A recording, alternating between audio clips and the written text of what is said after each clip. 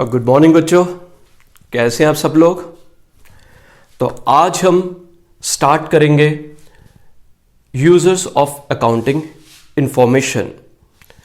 Accounting information के users, मैंने पहले लेक्चर्स में, इससे पिछले वाले लेक्चर्स में मैंने आपको बताया था कि there are two users of accounting information. एक आ जाता हमारे पास इंटरनल यूजर्स। इंटरनल यूजर्स में ओनर्स हैं, मैनेजमेंट है, एम्प्लॉयज एंड वर्कर्स है। जो भी अकाउंटिंग इंफॉर्मेशन हमने जो प्रोसेस ऑफ अकाउंटिंग में पढ़ा था, तो जो अकाउंटिंग इंफॉर्मेशन है अब वो किसके लिए, किसको कम्युनिकेट की जाती है, वो कम्युनिकेट की जाती है यूजर्स के लिए। दो प्रकार के हैं इंटरनल में सबसे पहले आ गया ओनर्स। ओनर्स के लिए क्यों जरूरी है अकाउंटिंग इंफॉर्मेशन? बिजनेस में पैसा किसने इन्वेस्ट किया है? बिजनेस में पैसा ओनर ने इन्वेस्ट किया है, कैपिटल उसकी लगी है। रिस्क किसका इन्वॉल्व है? ओनर का रिस्क इन्वॉल्व है। अगर बिजनेस को लॉस हुआ, किसकी कैपिटल का नुकसान होगा? ओनर की कैपिटल का लॉस हो जाएगा, ओनर को लॉस होगा। So owner is very much interested in the financial position of the business, कि बिजनेस किस दिशा में जा रहा है, उसकी फाइनेंशियल पोजीशन क्या है, कितना प्रॉफिट वो अर्न कर रहा है। Next one is management. Management internal users में किस वजह से? मैनेजमेंट को जितना भी अपना डिसीजन मेकिंग प्रोसेस जो करना होता है, जो फ्यूचर के लिए प्लानिंग करनी होगी, जो फ्यूचर इन्वेस्टमेंट्स के बारे में सोचना होगा, it all depends on the information provided to them. जो उनको इंफॉर्मेशन प्रोवाइड की जाती है, सब कुछ उस पर निर्भर करता है कि कॉस्ट कटिंग कैसे की जाएगी, कॉस्ट रिडक्शन कैसे की जाएगी, नए प्रोजेक्ट्स में इन्वेस्टमेंट और किस प्रोजेक्ट में इन्वेस्टमेंट कैसे की जाएगी। तो ये जो मैनेजमेंट के लिए जो आ जाएगा, बहुत इंपॉर्टेंट जो डिसीजन मेकिंग प्रोसेस जो मैनेजमेंट का होगा, वो किसके बेसिस पर होता है? It is based on the accounting information provided to them. The next one are employees and workers. Employees and workers ये क्यों इंटरेस्टेड होते हैं अकाउंटिंग इंफॉर्मेशन में? क्योंकि इन्होंने मेहनत की है, इन्होंने काम किया है, और अगर बिजनेस प्रोग्रेस करेगा, अगर बिजनेस प्रोग्रेस कर रहा है, so there are expectations by the employees and workers कि इन रिटर्न बिजनेस भी उनके साथ प्रॉफिट को शेयर करेगा इन द फॉर्म ऑफ बोनस। अगर बिजनेस ने ग्रो किया तो बिजनेस को, ओनर को भी फायदा होगा और वर्कर्स और एम्प्लॉयज को भी फायदा होगा। वर्कर्स और एम्प्लॉयज को किस प्रकार से फायदा होगा? They will be getting bonus. उन्हें क्या मिलेगा? बोनस मिलेगा। इसके अलावा जो एम्प्लॉयज हैं, जो वर्कर्स हैं, वो ये भी देखना चाहते हैं कि उनका जो प्रोविडेंट फंड डिडक्ट हुआ है और वो टाइमली विद द कंपिटेटेंट अथॉरिटी के पास वो जमा भी हुआ है या नहीं हुआ है। बिजनेस की फाइनेंशियल पोजीशन, प्रॉफिट का इफेक्ट वर्कर्स की एफिशिएंसी पर भी पड़ेगा। अगर वर्कर्स ने मेहनत की है, बिजनेस ने ग्रो किया, तो उनके लिए ये मोटिवेशन होगी कि हाँ जी, हमने मेहनत की थी और उस मेहनत का रिजल्ट हमें in the form of bonus मिल रहा है, और वर्कर्स का, एम्प्लॉयज का मोरल भी हाई होता है। So these are certain internal, जो इंटरनल यूजर्स अकाउंटिंग इंफॉर्मेशन का जो यूज उनके द्वारा किया जाता है। Apart from it we are having external users also. जो बिजनेस के बाहर के जो लोग होंगे, उनके लिए हमारे बिजनेस के अकाउंटिंग इंफॉर्मेशन का क्या फायदा, उनके लिए भी तो कोई फायदा होगा। तो सबसे पहले आ गया बैंक्स एंड फाइनेंशियल इंस्टीट्यूशंस। जितने भी बैंक्स है, फाइनेंशियल इंस्टीट्यूशंस है, उनको क्यों इसका फायदा, उनको इसकी जरूरत क्यों है? बिजनेस का जो फिनांस की ज़रूरत को बैंक्स के द्वारा पूरा किया जाता है।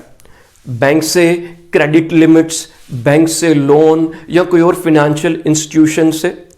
सो दैट इज़ वाई जैसे किसी बैंक ने किसी बिजनेस एंटरप्राइज को कुछ क्रेडिट फैसिलिटी, क्रेडिट लिमिट दी है, कुछ लोन दिया है, तो बैंक अकाउंटिंग इंफॉर्मेशन में क्यों इंटरेस्टेड है? ये देखने के लिए कि बैंक्स का जो पैसा है वो सिक्योर्ड है, वो सेफ है या नहीं है। ऐसा ना हो बिजनेस एंटरप्राइज का जो प्रॉफिट की जगह वो अगर लॉस में चला जाता है, उसे नुकसान हो जाता है, वो बैंकरप्ट हो जाता है, दिवालिया हो जाएगा, या फिर वो बैंक का पैसा लिया, जहाज स्टार्ट किया और बाहर आउट ऑफ इंडिया। कई लोग गए हुए हैं इंडिया से, लोग बैंक्स का कई हजार करोड़ रुपए लेकर भाग गए हैं, दिवालिया हो गए हैं। तो उससे नुकसान किसको होगा? बैंक्स को होगा। बैंक्स वालों के लिए जरूरी है कि वो अकाउंटिंग इंफॉर्मेशन से उस पर नजर रखें और ये देखते रहें कि जो बैंक का पैसा है वो डूबेगा तो नहीं। मिलीभगत से हो जाता काम। Next one is investors and potential investors. Investors या पोटेंशियल इन्वेस्टमेंट्स, इन्वेस्टर कौन सा है? Those who are investing money in the business. ये वो लोग होंगे जो अपॉर्चुनिटीज इन न्यू बिजनेस या फिर पुराने बिजनेस में वो अपॉर्चुनिटी देखते हैं, उनमें वो पैसा इन्वेस्ट करते हैं। वो अपने पोर्टफोलियो को ब्रॉडन करते हैं, अलग अलग सेक्टर्स में पैसा इन्वेस्ट करते हैं। और जो इन्वेस्टर्स है, इनका बिजनेस में डायरेक्ट इंटरफेरेंस नहीं हो सकता और ना ही होता है। तो जो वो पैसा इन्वेस्ट करना चाहते हैं या जो पैसा इन्वेस्ट किया है, उसके सेफगार्ड के लिए दे नीड अकाउंटिंग इंफॉर्मेशन। कि मैं किसी एंटरप्राइज में, किसी बिजनेस में पैसा इन्वेस्ट करना चाहता हूं, क्या वो बिजनेस ग्रो कर रहा है, क्या वो सही डायरेक्शन में जा रहा है, मेरा पैसा वहां पर सेफ रहेगा, बिजनेस की प्रॉफिट अर्निंग रेशियो क्या है, अगर मैं पैसा इन्वेस्ट करता हूं बिजनेस में तो मेरे को कितना रिटर्न मिलेगा, क्या इस बिजनेस में रिटर्न किसी और बिजनेस के कंपैरिजन में ज्यादा है। तो ये ऐसे कई डिसीजंस होते हैं जो इन्वेस्टर्स को पैसा इन्वेस्ट करने से पहले जो सोचने पड़ते हैं। So accounting information investors and potential investors के लिए बहुत अहम रोल प्ले करती है। Next one is creditors. Creditors कौन से आगे? कि जिनसे बिजनेस में उधार पर गुड्स खरीदी जाती हैं। मैं अगर किसी एज बिजनेस मैं किसी नए बिजनेस हाउस के पास जाता हूं उधार पर गुड्स लेने के लिए, गुड्स क्रेडिट के बिना तो मार्केट चलती नहीं है। अब मैंने कुछ गुड्स खरीदी, मैं बिजनेस हाउस के पास गया, उनको कहा कि कुछ उधार आप मेरे को 10 लाख की गुड्स दे दीजिए, तो पेमेंट आपको मैं 15 दिन के बाद या 1 महीने के बाद दूंगा। तो जो भी बिजनेस हाउस है वो मेरे को उधार पर गुड्स देने से पहले मेरी मार्केट रिपोर्ट मीन्स मार्केट में या बैंक से या कोई और इन द सेम फील्ड लोगों से पूछेगा, या वो मेरे को बोलेगा कि अपनी फिनेंशियल स्टेटमेंट्स आप बता दीजिए कि मेरे पास पैसे को वापस करने की काबिलियत भी है या नहीं है। मैं उधार पर गुड्स ले लेता हूं, बट मेरा जो व्यवहार है, मेरा जो बिजनेस है मार्केट में, वो अगर अच्छा नहीं है, मैं उधार पर गुड्स लेकर अगर पेमेंट टाइम पर नहीं करता या मेरे पास सफिशिएंट करंट एसेट्स नहीं है कि मैं उसको टाइमली पैसा पे करूंगा या पैसा भी पे नहीं करूं, तो इन सब के लिए क्रेडिटर्स के लिए अकाउंटिंग इंफॉर्मेशन बहुत जरूरी है to safeguard their own interest. कि अगर हम किसी को गुड्स उधार पर देते हैं तो उनका पैसा डूब ना जाए, बैड डेट्स ना हो जाए। और अकाउंटिंग इंफॉर्मेशन से फिनेंशियल पोजीशन बिजनेस की पता चलती है कि उनके पास कितने एसेट्स हैं। जैसे अगर हमने कोई फ्रेंचाइजी ली, फ्रेंचाइजी में हमने कुछ सामान उधार पर, हमें जैसे मैंने कोल्ड ड्रिंक की फ्रेंचाइजी एजेंसी ले ली, तो 10 लाख का सामान जब मंगवाया, 4 लाख रुपया एडवांस दे दिया, बाकी का पैसा बाद में दूंगा। और अगर मेरी क्रेडिट पोजीशन अच्छी नहीं है, मेरी फाइनेंशियल स्टेटमेंट बेहतर नहीं है, तो मे बी जिस बिजनेस ने मेरे को उधार दिया मैं उसको टाइमली पेमेंट ना कर पाऊं। Next one is government and it's authorities. अब गवर्नमेंट और उसकी अथॉरिटीज का क्या लिंक आ गया?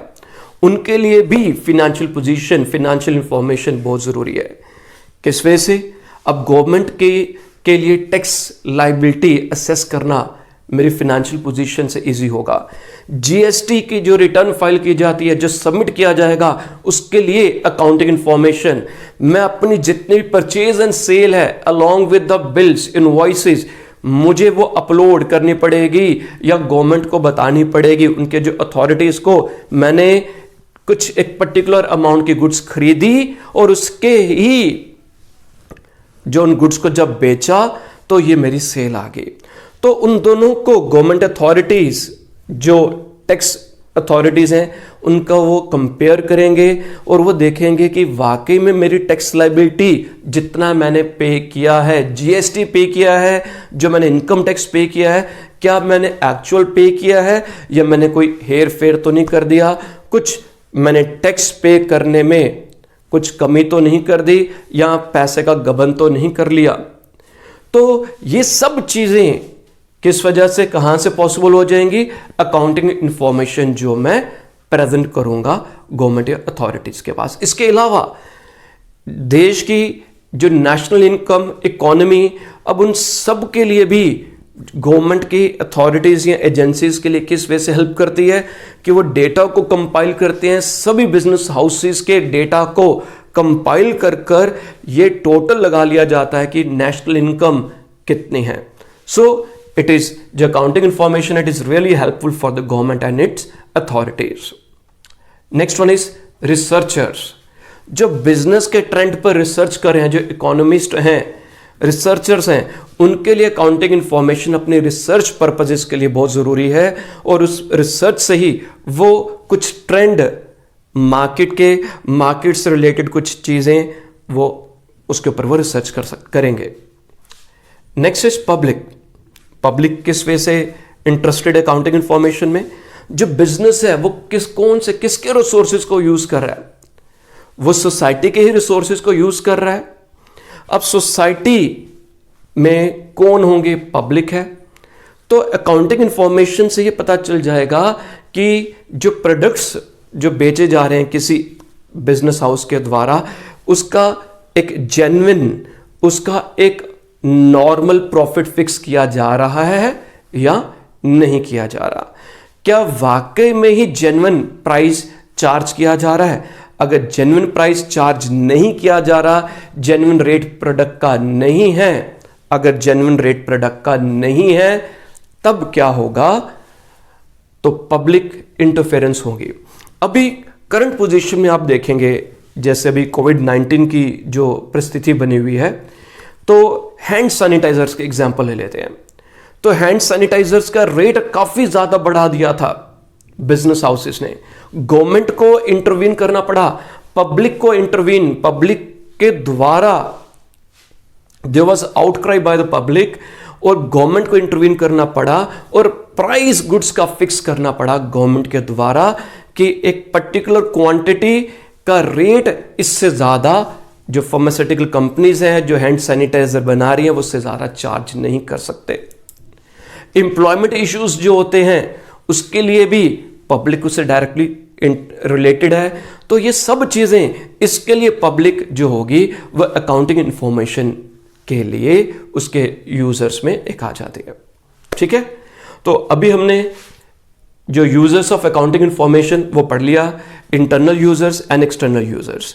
The next one is qualitative characteristics of accounting information. Qualitative characteristics means कि जो अकाउंटिंग इंफॉर्मेशन है क्या उसमें कोई अच्छाइयां भी हैं या नहीं है, फायदा भी है अकाउंटिंग इंफॉर्मेशन का, या ऐसे ही हम पढ़ते जा रहे हैं। तो हमें यह देखना होगा कि इसकी अच्छाइयां क्या हैं, क्या बेनिफिट्स है अकाउंटिंग इंफॉर्मेशन का, इसके क्वालिटेटिव जो कैरेक्टरिस्टिक्स के लिए। तो 4 कैरेक्टरिस्टिक्स हैं। सबसे पहले आ जाएगा रिलायबिलिटी। रिलायबिलिटी का मतलब आ गया विश्वास करना है, रिलाई करना। अब जैसे मैं आप लोगों पर रिलाई कर रहा हूं कि आप लोग सब अच्छे बच्चे हैं, you are all good students, जो मैं पढ़ा रहा हूं आप उस सबको फॉलो करें, जो मैं इंस्ट्रक्शंस देता हूं आप उसको फॉलो करते हैं, और घर में भी जो मैंने पढ़ाया है रिवाइज करते हैं, बुक से पढ़ते हैं, तो मैं आप पर रिलाई कर रहा हूं। तो वैसे ही विश्वास करना, तो इधर क्या आ गया कि free from biasness and material error. जो अकाउंटिंग इंफॉर्मेशन है हम ये ज्यूम करेंगे हमारे लिए क्या आ जाएगा, it is free from biasness. कोई एक पर्टिकुलर किसी प्रकार का बायसनेस नहीं है, पक्षपात नहीं है, मटेरियल एरर से फ्री है, वेरीफाइबल है, तो ये रिलायबल है, जिस पर हम विश्वास कर सकते हैं, और इस अकाउंटिंग इंफॉर्मेशन को विश्वास कर इस पर हम आगे एक्ट कर सकते हैं, इसको यूज कर सकते हैं। Next one is relevance. Relevance का मतलब, रेलिवेंट मीन्स जितना पूछा जाए, जो चीज पूछी जाए उसी से रिलेटेड ही जवाब हो, रेलिवेंट आंसर होना चाहिए। कई बार बच्चों से क्वेश्चन पूछा जाता है पेपर में, वो आंसर लिखते हैं, उस क्वेश्चन का आंसर के साथ दूर दूर का कोई लिंक नहीं होता, क्योंकि उन्होंने रेलिवेंट आंसर नहीं लिखा। तो accounting information should be relevant. अब मैं आपसे पूछता हूं, मैंने किसी बच्चे से पूछा कि हाँ जी बताइए आपका नाम क्या और आप क्या करते हैं, तो बच्चे ने कहा सर मेरा नाम श्याम है, मैं सुबह 7 बजे उठता हूं, मैंने उसके बाद ब्रेकफास्ट किया, मैंने ब्रश किया, ब्रेकफास्ट किया, फिर उसके बाद अपने पेरेंट्स के लिए, मेरे पापा जॉब करते हैं, मेरी मम्मा हाउसवाइफ हैं, पापा मम्मा लड़ते रहते, घर घर की कहानी है, चलता रहता है। तो मैंने इंफॉर्मेशन क्या पूछी थी कि आपका नाम क्या है, आप क्या करते हैं, मीन्स आप पढ़ाई में क्या करते हैं, मीन्स कौन सी क्लास में पढ़ रहे हैं, कौन सी स्ट्रीम है। तो मेरे को जो इंफॉर्मेशन आगे जो बताई गई, जो मेरे को आंसर दिया, वो इररिलेवेंट, आगे पीछे की सारी इंफॉर्मेशन, आगे पीछे की सारी information, but main relevant information नहीं दी गई।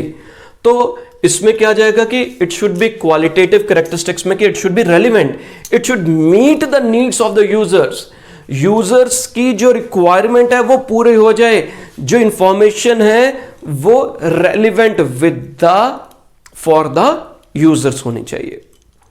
Next is understandability. जो भी इंफॉर्मेशन है वो इस वे से प्रेजेंट होनी चाहिए कि यूजर्स उसको आसानी से अंडरस्टैंड कर सकें, समझ सकें, ठीक है, तो उसे हम क्या बोलेंगे, अंडरस्टैंडेबिलिटी। अब आप सबने 3 इडियट्स मूवी तो देखी है, उसमें जब जो रेंचो जब वो बुक्स लेने के लिए आता है, तो जैसे जब पहले जो उसमें डिस्कशन हुई थी तो कुछ सीधे सीधे शब्दों में उसने कुछ समझाया था, समझ नहीं आई थी, तो वो बुक्स लेने के लिए आया था। तो बुक्स लेने के लिए जो वर्डिंग यूज की गई, तब जो उनके कंसर्न टीचर ने क्या पूछा, तुम कहना क्या चाहते हो, क्या बोला था, कहना क्या चाहते हो, तो उसने कहा बुक्स। तो सीधा सीधा कहो ना, तो उसने कहा सीधा सीधा तो बोला था पहले, बट आपको सीधा सीधा समझ नहीं आता। तो हमें जो इंफॉर्मेशन है वो सीधा सीधा कहना है, so that it should B understandable, वो समझ आ जाए, जो यूजर है उसको अंडरस्टैंड कर सकें, तो अंडरस्टैंडेबल होनी चाहिए। And the next one is comparability. Comparability का मतलब आ जाएगा कि जो भी इंफॉर्मेशन है हम उस इंफॉर्मेशन को कंपेयर कर सकें। कंपेयर किसके साथ कर सके, हमारे पास inter comparison, inter company comparison होता है और इंट्रा कंपनी कंपैरिजन होता है। इंटर कंपनी कंपैरिजन जो होता है, it is between the 2 firms. वो किसके बीच में होता है, it is between 2 firms for the same period. Maruti और Hyundai के बीच में कंपैरिजन हुआ है लास्ट ईयर की सेल्स का, तो it is between last year का सेल्स एंड प्रॉफिट का कंपैरिजन हुआ, या करंट ईयर जो क्वार्टर खत्म हुआ है मार्च में, उन दोनों की सेल्स का और उन दोनों के रेवेन्यू और प्रॉफिट का जो कंपैरिजन हुआ. So it is between two firms for the same period, कि सेम पीरियड में मारुति ने how many units they have sold, how many units they have exported, how much profit they have earned as compared with the Hyundai, with the उनका जो rival competitor आ गया, between two firms for the same period. और intra firm comparison, it is between the same firm, it is same firm between two periods. पिछले quarter में मैंने कितनी goods बेची, कितनी कार्स मैंने बेची, मैंने कितने बच्चों को पढ़ाया, मैंने कितना प्रॉफिट अर्न किया पिछले क्वार्टर में, same 3 months last year. And I am going to compare that information with the current quarter. इस साल में सेम मंथ्स में मैंने कितने यूनिट्स बेचे, मैंने कितना प्रॉफिट अर्न किया. तो कितने यूनिट्स बेचे, कितना प्रॉफिट अर्न किया, और किस में आ गया, between the same firm. It is called intra firm comparison. उसे क्या बोलते हैं हम, intra firm comparison. Next one जो आज हम और पढ़ेंगे, it is accounting a science और एन आर्ट. क्या अकाउंटिंग साइंस है या आर्ट है? Accounting is both, accounting is science as well as an art. Science क्या होती है? Any organised knowledge based on certain basic principles is a science. कोई भी ऑर्गेनाइज्ड नॉलेज जो सर्टन बेसिक प्रिंसिपल्स को फॉलो करती है उसे साइंस कहते हैं. और accounting is also a science, क्योंकि एक ऑर्गेनाइज्ड नॉलेज है which is based on certain principles. Next lectures में हम अकाउंटिंग प्रिंसिपल्स, कन्वेंशंस, कंसेप्ट्स पढ़ेंगे. तो इसमें क्या आ गया कि yes, accounting is also science, क्योंकि हम जो अकाउंटिंग प्रिंसिपल्स हैं विच आर नॉट एग्जैक्ट, क्योंकि ये प्योर साइंस नहीं है, तो ये भी कुछ प्रिंसिपल्स को फॉलो जो अकाउंटिंग है वो करती है. So accounting is a science. ये एक सिस्टमेटाइज्ड बॉडी ऑफ नॉलेज है. पिछले कई ईयर से, सैकड़ों ईयर से जो अकाउंटिंग जो इवॉल्व हुई थी, वहां से नॉलेज पास ऑन होती गई, और आज जो विद दिस इवैल्यूएशन एक अकाउंटिंग इस पोजीशन पर पहुंची है. सो it is based on knowledge, so that is why it is an science. And next one is art. Art is a technique which helps us to achieve our desired objectives, जो हमें help करती है desired objective के लिए. और desired objectives, accounting is an art of recording, classifying and summarising financial statements, financial transactions. तो मैंने आप लोगों को अकाउंटिंग की डेफिनेशन में ये कहा था कि इसमें भी जो हमारा जो it is an art, art means to do. जैसे हम देखते हैं कि he is a very good artist. Artist means वो प्रैक्टिस करे बार बार. सिंगर के लिए बोलेंगे ही इज आर्टिस्ट, क्योंकि वो जो सिंगर है वो रोज प्रैक्टिस करता है, गाने गाने की प्रैक्टिस करेगा, डेली बेसिस पर करेगा. So it is art means to do, practice करना, बार बार उसको रिपीट करना, दोहराना परफेक्शन के लिए. तो आर्ट मीन्स टू डू. तो accounting as an art, it means record करना, टू डू, क्लासिफाई करना, समराइज करना फाइनेंशियल ट्रांजैक्शंस को. तो accounting is science, it is as well as an art. अब अकाउंटिंग आर्ट के अकॉर्डिंगली एक और बताते हैं. जैसे अभी तक हम अकाउंट्स में जो पढ़ रहे हैं अभी तक, it is only theory part, but accounting is not theory.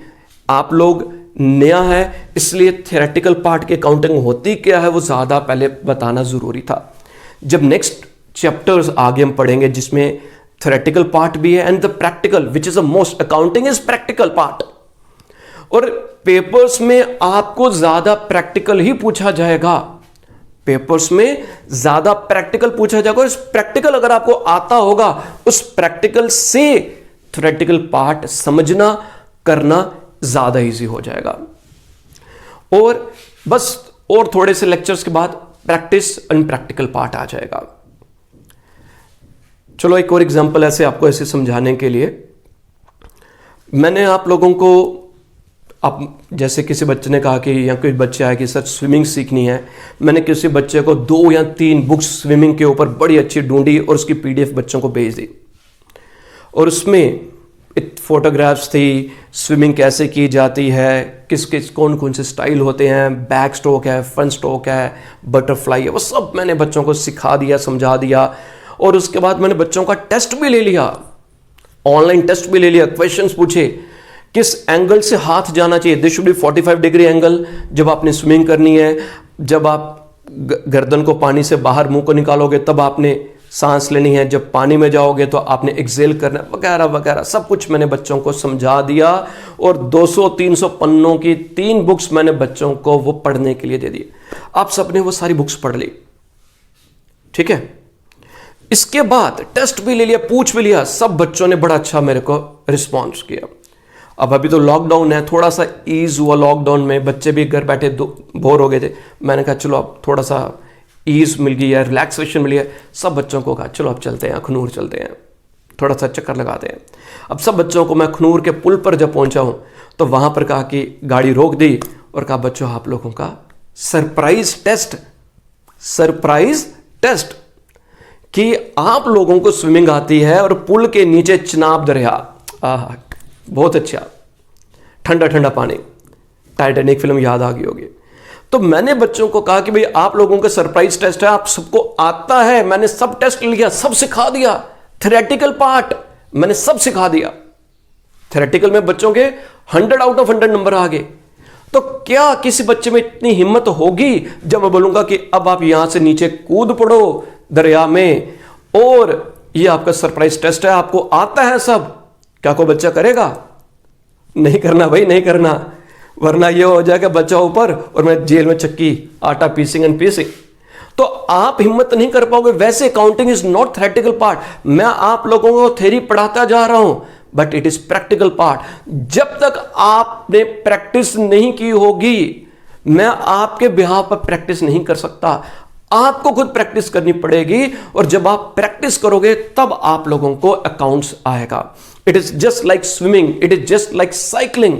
मैंने आपको अगर साइकिलिंग सिखानी है तो साइकिलिंग के लिए मुझे आपको साइकिल चलाकर नहीं दिखाना, बेटा ऐसे साइकिल चलाते हैं, ठीक है, देख लिया आप सबने, साइकिलिंग सीख ली, मैंने चलाकर भी दिखा दिया, आपको किताबें भी दे दी, ओके चलो जी आप लोगों को आ गया। अब आप साइकिल चलाओ, जाओ मेन रोड पर साइकिल चलाओ।